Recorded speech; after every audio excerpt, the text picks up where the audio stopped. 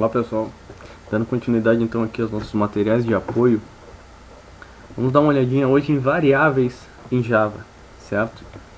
Então, no nosso último material olhamos saída de dados, então vimos aí como funciona o println, o printf, vimos também aí como fazer alguma saída de dados utilizando a interface gráfica da classe JOptionPane, ok? Então agora vamos dar uma olhada aqui em variáveis Java. O que nós vamos ver nesse conteúdo aqui? Quais são os tipos primitivos do Java, o básico de tipos por referência, o principal tipo por referência que nós utilizamos, declarações de variáveis, atribuições e casting de variáveis. Ok? Então vamos lá. Vou expandir o nosso projeto aqui e vou criar um arquivo agora no pacote aula 2. Um novo, classe Java principal, e vou colocar aqui principal. Ok? Vou pausar. Ok? Então vamos lá. Variáveis do Java, pessoal. Nós temos basicamente 8. Vou botar aqui nos comentários 8 tipos primitivos de dados em Java, certo? Nós podemos trabalhar com 8 tipos diferentes de armazenamento que o Java nos proporciona. São eles: a gente tem o char, nós temos o byte, nós temos o short, nós temos o int, nós temos o long, nós temos o float, double e boolean. Então são 8 tipos: 1, 2, 3, 4, 5, 6, 7 e 8. Vamos dar uma olhadinha nesses caras aqui. Como é que vocês declaram uma variável? Basicamente, a forma de declarar uma variável é, vamos colocar assim, o tipo de dado seguido do nome da variável. Ok? Então, se vocês querem declarar uma variável, por exemplo, do tipo inteira, vocês vão declarar assim, int, o nome da variável, por exemplo, idade. Então, o tipo da variável é int, o nome da variável é idade. Ok? A gente vai sempre encerrar aí uma declaração de variável com um ponto e vírgula. E aqui então acabamos de declarar uma variável do tipo inteira com o nome idade. Os 8 tipos primitivos do Java, então, dentre esses, 4 são para trabalhar com números inteiros.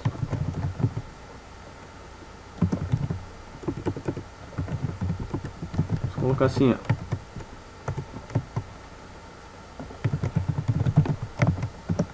Para trabalhar com inteiros, nós temos o byte, o short, o int e o long. A diferença entre esses caras aqui é o volume de armazenamento. Então o byte tem apenas 1 byte de armazenamento, ou seja, 8 bits para representação de números inteiros. O short tem 2 bytes. O int tem 4 bytes de armazenamento. E o long, que é o maior de todos eles, possui 8 bytes para armazenamento. Então, no momento que vocês precisam de maior precisão, de representação de números muito grandes, vocês vão usar o long. Este cara aqui é o padrão. O tipo inteiro é o padrão utilizado no Java. Se vocês declararem, se vocês colocarem um número qualquer aqui, esse número vai ser interpretado como um inteiro. Exemplo, gente. A gente pode atribuir valores a essas variáveis. Então a gente trabalha com atribuição pelo sinal de igual, de igualdade. Então, se eu quisesse colocar aqui que uma idade é igual a 18, eu colocaria assim, idade igual a 18.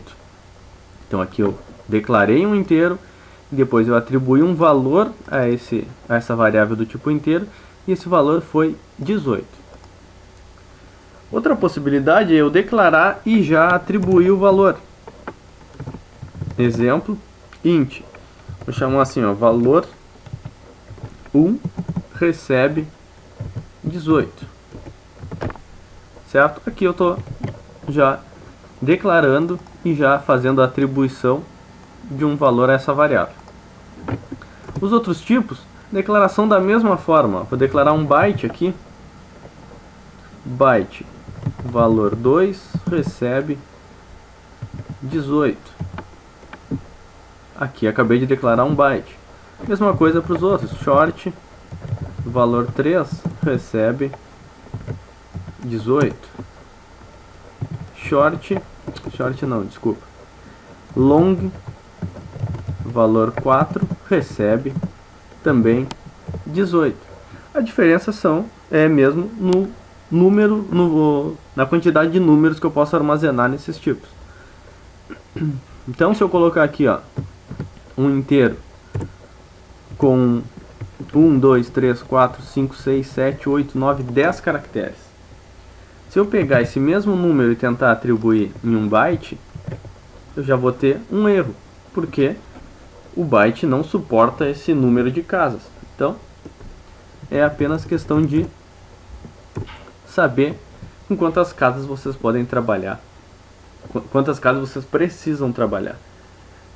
Normalmente, se utiliza o int ou então o long. Em casos muito específicos que vocês querem economizar a memória, vocês podem trabalhar com byte, com short, enfim. Então isso daqui é espaço de memória que vocês vão utilizar da máquina de vocês, né? 2 bytes, 4 bytes, 8 bytes.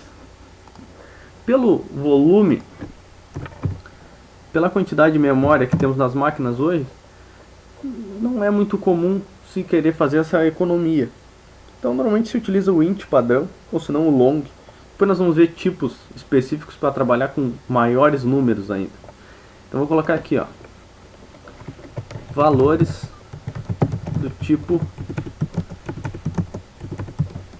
inteiro. Aí, pessoal, aqui nós matamos 4 tipos de dados do Java. Aí a gente tem também tipos de ponto flutuante. Ou seja, como é que a gente vai trabalhar com números com vírgula? Aí a gente tem 2 tipos. Nós temos o float e nós temos o double. Então, numericamente, o padrão é o int, quando trabalhando com inteiro. E quando trabalhando com um ponto flutuante, o padrão é o double. Então, vou colocar aqui, ó, double, valor 5. Este cara aqui pode receber, por exemplo, 10.5. Certo? Aqui, gente, como eu disse para vocês, o padrão do Java é o inteiro. Quando eu tento colocar isso daqui, que na verdade é um inteiro, dentro de um byte, aqui ocorre um processo chamado de cast, um downcasting. Ou seja, eu estou pegando uma variável do tipo inteira, que possui 4 bytes de armazenamento, e estou colocando em um byte. Isso aqui pode ocorrer alguma perda de dados. Isso aqui já é feito o cast implicitamente. E esse valor inteiro é convertido para byte, digamos assim. É modelado para byte. A mesma coisa com short e não com o long, porque o long é uma variável de 8 bytes. E um int, com certeza, caberá dentro de uma variável do tipo long. Aqui as coisas acontecem implicitamente. Aqui vocês já vão ver que não acontecem. Então, o padrão é o double. Então, criei uma variável double, dei um nome para ela e atribuí um valor. Neste caso, o valor era 10.5. Se eu criar uma variável do tipo float e colocar o nome dela de valor 6 e tentar atribuir o mesmo valor 10.5, vai ocorrer um erro de compilação. Por que isso ocorre? O padrão é o double, e aqui o cast não ocorre naturalmente. Se eu quiser forçar a colocação do tipo double dentro do float, eu preciso fazer um cast explícito, né? A variável do tipo float, ela tem 4 bytes de armazenamento. Cadê o float aqui? Tá aqui. Ponto flutuante. Vou colocar aqui o float.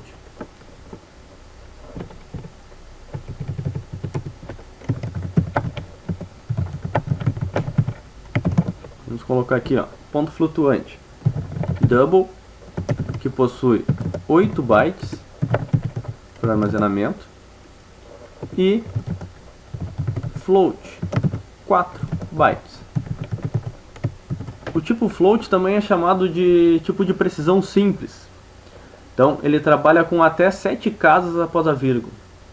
Já o double é conhecido como um tipo de precisão dupla, e vocês podem ter até 15 casas após a vírgula de precisão.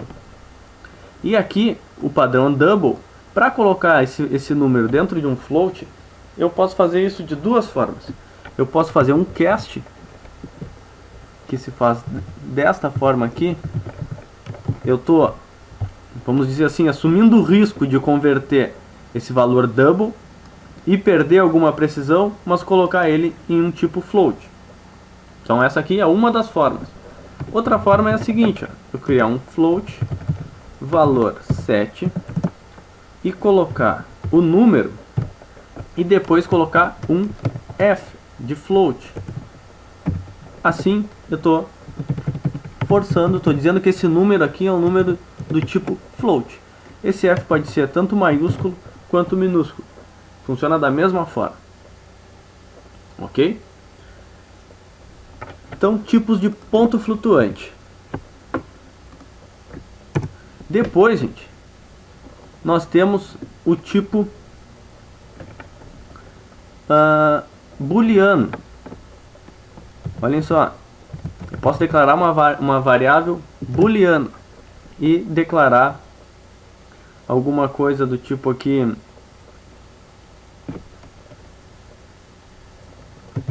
sei lá, vamos botar uma coisa qualquer, valor 8, certo? Uma variável do tipo booleano só pode receber 2 valores, que é a palavra true ou a palavra false. São apenas esses valores que o boolean aceita como dado de entrada, ok? Só true ou falso, só verdadeiro ou falso. Depois, gente, o que falta para nós aqui? Tá faltando o char. O char é um tipo para trabalhar com apenas um caractere, não mais do que isso. Então vou criar aqui, ó, char valor 10. Observem aqui, ó, quando eu trabalhando com char, agora eu preciso colocar o valor do caractere entre aspas simples. E aqui dentro eu vou dizer qual é o caractere que eu quero armazenar nessa variável aqui. Por exemplo, A ou B, enfim, qualquer caractere. Mas não mais do que isso, apenas um caractere. Certo? Então esses aqui são os 8 tipos primitivos do Java. Ok? Aí, pessoal, observem que tipos primitivos sempre iniciam com letra minúscula, com relação aos padrões que a gente vem conversando. Aí nós temos outro tipo, que é tipo por referência. Vou mostrar só um aqui por enquanto, que é um que vocês vão usar com muita frequência. O tipo char é muito pouco usado. O que é bastante utilizado é o tipo string, que é nada mais do que um array de caracteres. Um string eu posso declarar assim, ó, valor 11. E aí neste caso aqui, no caso da string, vocês vão colocar o valor que vocês querem adicionar a essa variável entre aspas duplas. Aí vocês podem colocar o texto que vocês acharem apropriado. Então, testando minha primeira variável do tipo string. Ok? Outros tipos aí que nós vamos ver na sequência: scanner, Nós vamos trabalhar agora em seguida quando vermos entrada de dados, certo? Tem o date para trabalhar com dado. Esses são tipos por referência, são classes que foram criadas. Então, notem que quando falamos em tipos por referência, a primeira coisa que a gente pode observar é que a primeira letra é uma letra maiúscula e nunca vai possuir aqui, ó, a cor azul, como vocês têm aqui, ó, porque isso aqui são palavras reservadas que vocês não podem usar para mais nada no Java, ok? Desses dados aqui, se vocês quiserem fazer a impressão desses valores, como é que vocês vão fazer isso? Vou fazer da seguinte forma: vou criar um sort aqui e vou colocar aqui, ó, valor. O que a gente pode imprimir aqui? Valor 1. Vou colocar alguns aqui, ó, 2, 3 e 4.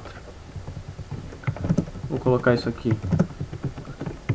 só uma formataçãozinha básica, e vamos colocar assim, ó, valor 1. Vamos imprimir quem aqui? Vamos imprimir o próprio valor 1 aqui. Então vamos dizer assim, ó, valor 1, e imprime o valor 1.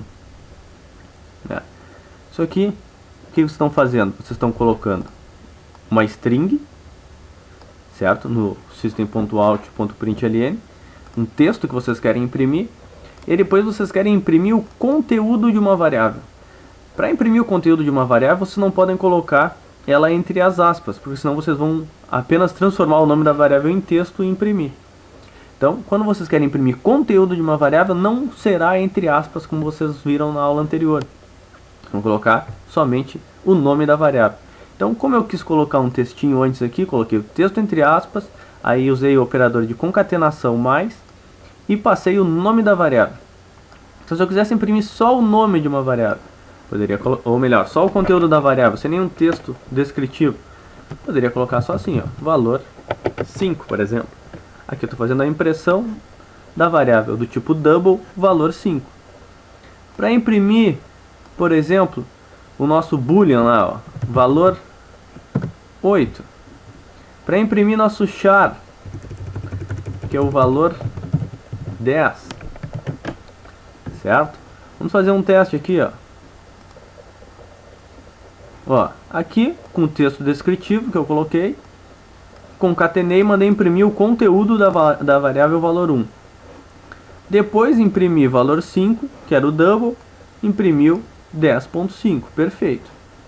Depois, valor 8, que é true, imprimiu true. Valor 10, que era o nosso caractere, imprimiu B. Vamos imprimir aqui também, ó, valor 11, que é a nossa string. Vamos ver se isso aqui funciona direitinho. Tá aí, ó, testando minha primeira variável do tipo string. Ok? Então vocês podem brincar com isso daqui. Tem várias coisas, vocês não precisam atribuir apenas valores simples. Vocês poderiam colocar coisas do tipo, vamos pegar o primeiro aqui, que é o inteiro. Aqui nós temos um valor. Eu poderia já atribuir ele somado a 10, por exemplo. Posso fazer isso. Ó, quando eu imprimir, ele já vai imprimir o valor incorreto? Não.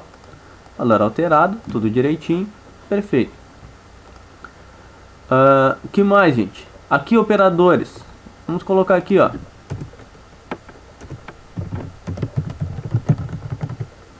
Quais são os operadores que vocês podem trabalhar? Vocês têm o mais para trabalhar com soma. Vocês têm o menos para fazer subtrações. Vocês têm a barra para divisão. E vocês têm o asterisco para multiplicação. E ainda posso acrescentar aqui o operador que pega o resto da divisão entre dois valores. Certo? Também bastante útil. Um dos exercícios que eu passei aí é para vocês descobrirem se um número é par ou ímpar. Neste caso, vocês vão utilizar este operador aqui para fazer essa descoberta. Ok? No mais, gente, acho que é isso daí sobre sobre variáveis, vimos o cast, acho que fechamos por aqui. Agora na sequência vamos ver entrada de dados e depois condicionais, ok?